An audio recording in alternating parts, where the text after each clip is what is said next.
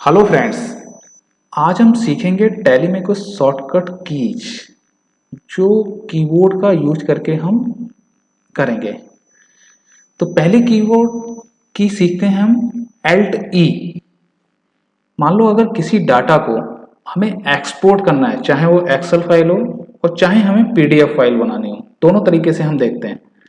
तो सबसे पहले हम गए डिस्प्ले में, उसके बाद अकाउंट बुक्स और उसके बाद सेल्स रजिस्टर। मैंने यहाँ पे पर्टिकुलर मंथ का एक सेल्स रजिस्टर ओपन कर लिया। अब यहाँ से हम प्रेस करते हैं Alt E।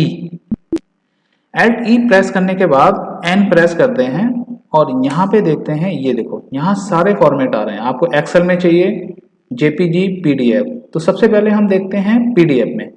पीडीएफ को प्रेस किया, यहाँ पे मैंने ड्राइव सेलेक्ट कर ली और enter enter enter enter enter enter enter enter enter enter enter enter enter.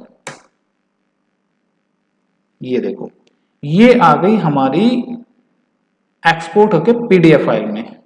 अब यही सपोज हमें एक्सेल में एक्सपोर्ट करना है, तो हमने Alt E दोबारा प्रेस किया और N प्रेस किया। अब जो यहाँ पे हमने पीडीएफ को सिलेक्ट कर रखा था, इसकी जगह हमने किया एक्सेल को सिलेक्ट।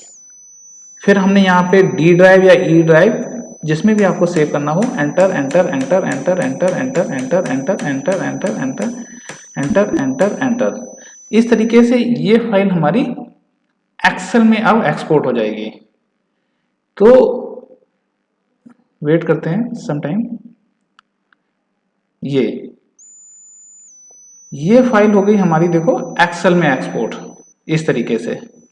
तो इस तरीके से हमारा जो पहला कीबोर्ड है Alt प्लस E से होता है एक्सपोर्ट। शॉर्टकट की Alt प्लस E से हम करते हैं एक्सपोर्ट। दूसरी की देखते हैं। दूसरी की है, सपोज हम कोई एंट्री कर रहे हैं। मान लो मैंने कोई एंट्री की, मान लो जनरल की कोई एंट्री कर रहे हैं और इसमें मान लो किसी को मैंने डेबिट किया, अमित गोयल को डेबिट किया। मान लो इसको हमें मल्टीपल पेमेंट देना है, मान लो 500 देना, 600 देना, 800 देना, 900 देना, इस तरीके से 5-6 पेमेंट हैं। अब उनका करना है टोटल।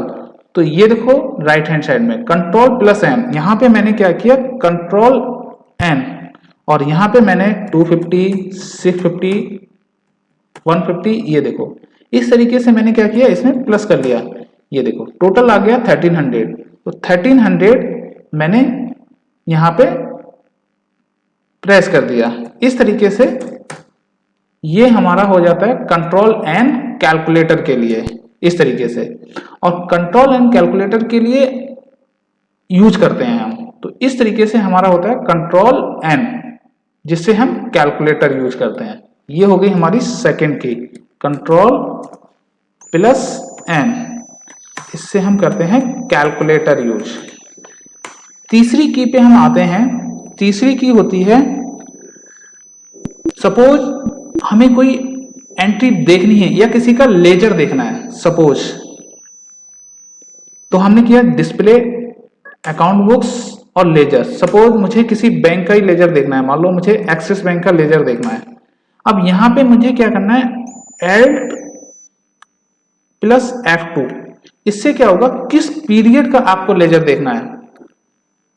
तो यहां से मैंने सिलेक्ट कर लिया 1 अप्रैल 2022 और 30 सितंबर। तो ये पूरा डिटेल आपको 1 अप्रैल 2022 से यहां पे मिल जाएगा। तो Alt प्लस F2 होता है पीरियड सिलेक्शन के लिए। इसी तरीके से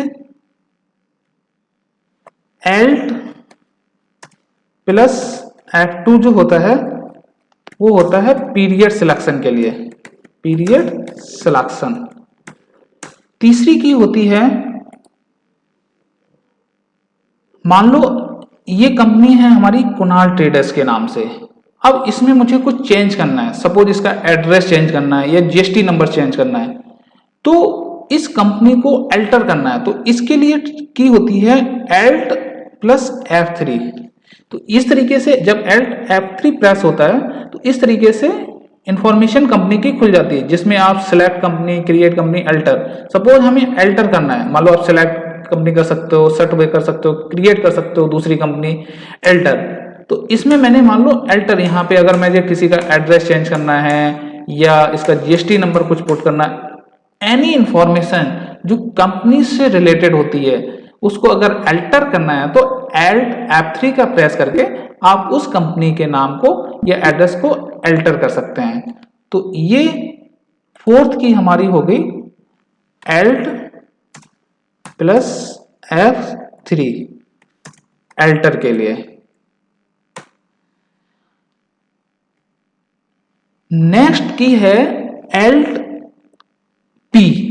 इसका मतलब है मान लो किसी का प्रिंट देना है आपको, मान लो कोई लेजर है, मान लो मैंने गया पहले डिस्प्ले में, सपोज डिस्प्ले में गए, अकाउंट बुक्स में गए, लेजर में गए, मान लो मेरा कोई लेजर है अच्छे का ही, और यहाँ पे मैंने जैसे बताया था Alt F2 पीरियड सेलेक्ट किया पूरा, ये आ गई एक एंट्री। अब यहाँ पे मैंने क्या किया Alt P, अब ये देखो जो भी N यहाँ पे किया, इस तरीके से मेरे पास जो भी प्रिंटर होगा वो प्रिंटर यहाँ पे आ जाएगा और इस तरीके से मैं यहाँ पे प्रिंट दे सकता हूं। मींस Alt P जो है वो हम प्रिंट के लिए यूज करते हैं, Alt प्लस P प्रिंट के लिए। नेक्स्ट की आते हैं, सपोज ये कोई एंट्री है, मान लो मेरे पास कोई एंट्री है, सेल्स रजिस्टर में गए, ये मान लो कोई एंट्री है, ये एंट्री है, मैंने ओपन कर ली और ये एंट्री सपोज मेरी गलत पड़ गई है, तो इस गलत एंट्री को मुझे डिलीट करना है। तो यहां पे मैंने क्या किया Alt प्लस D। तो अगर मैं यहां पे यस कर दूंगा तो ये एंट्री डिलीट हो जाएगी। तो इस तरीके से जो Alt और D का जो की है वो करते हैं डिलीट के लिए, Alt प्लस D।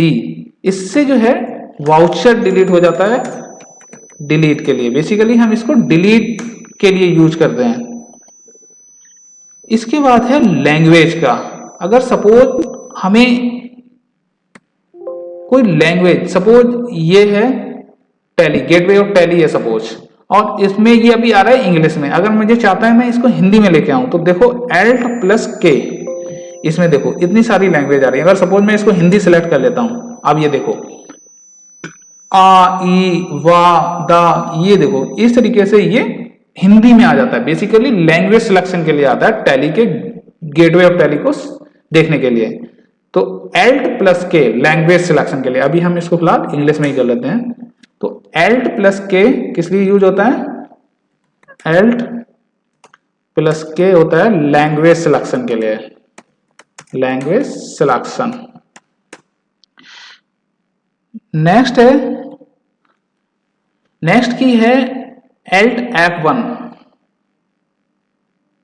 मींस ये जो कंपनी है कुणाल ट्रेडर्स, इसको आप चाहते हो कि ये बंद हो जाए यहीं पे, तो हम क्या करेंगे Alt F1।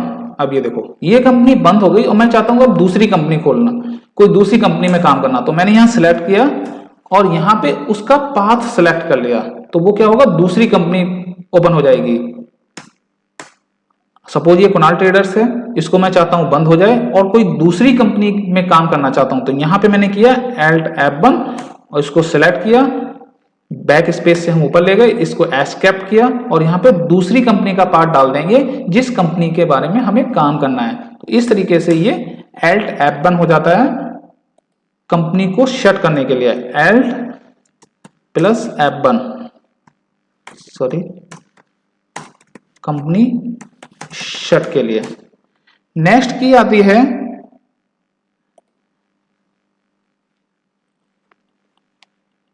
F11 press. F11 को जब हम प्रेस करते हैं तो ये बेसिकली फीचर्स की बात करती है। सपोज अकाउंटिंग फीचर्स, इसमें हमें आपको क्या चाहिए, सपोज जैसे ये मेंटेन अकाउंट्स ओनली लिखा है, अगर आप सिर्फ इसको यस कर दोगे तो ये सिर्फ आपकी अकाउंटिंग एंट्री कराएगा, फिर आपको इन्वेंट्री नहीं कराएगा। जैसे ये देखो इंटीग्रेटेड अकाउंट्स एंड इन्वेंट्री, इसका मतलब हुआ जब टैली को आप चलाओगे तो ये अकाउंट्स और इन्वेंट्री दोनों में काम करेगा। अगर आप इसको नो कर देते हो और इसको यस कर देते हो तो ये क्या करेगा, सिर्फ अकाउंट की ही एंट्री करेगा, इन्वेंट्री की एंट्री नहीं करेगा। तो इस तरीके से ये टैली के फीचर्स होते हैं। सपोज जैसे ये देखो, use debit and credit note, अगर आपको debit and credit note use करना है तो आप यस कर दो यहाँ पे। तो इस तरीके से जो जो फंक्शन आपको, बैंकिंग फीचर्स, अदर फीचर, जो जो फंक्शन आपको चाहिए या नहीं चाहिए उसके बारे में ये बात करता है। इन्वेंटरी का फीचर्स होते हैं, इन्वेंटरी में आपको क्या क्या फीचर्स चाहिए उसके लिए ये सारे फीचर्स होते हैं, जो भी आपको यस करना है, नो करना है वो। नेक्स्ट है आपका स्टेशनरी टैक्सेशन। स्टेशनरी में आपको जीएसटी नंबर चाहिए या नहीं चाहिए, यहाँ पे आपने पुट कर दिया। यहाँ पे इस तरीके से जो भी डिटेल आपको चाहिए बेसिकली F11 फीचर्स के लिए होता है।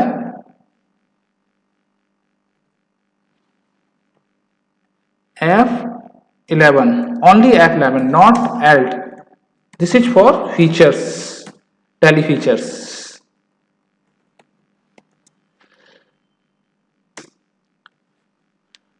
नेक्स्ट है, सपोज आपने कोई एंट्री की है, मान लो ये सेल्स की एंट्री मैं कर रहा हूं, मान लो मैंने यहां पे आ गया। अब ये देखोगे यहां पे आ रहा है बाई। अब अगर आप यहां पे F12 कर दोगे तो इस तरीके से विंडो हो जाएगी। विंडो में आपको जैसे सपोज देखो ये लिखा है यूज क्रेडिट एंड डेबिट। अभी सपोज जैसे यहाँ पे लिखा है बाई, अब चाहते हो कि बाई ना लिखा हो, यहाँ पे डेबिट और क्रेडिट लिखा हो, तो आप F12 करोगे और यहाँ पे देखो यहाँ पे यस कर दोगे तो ये देखो अभी बाई से हटके ये आ जाएगा डेबिट और क्रेडिट।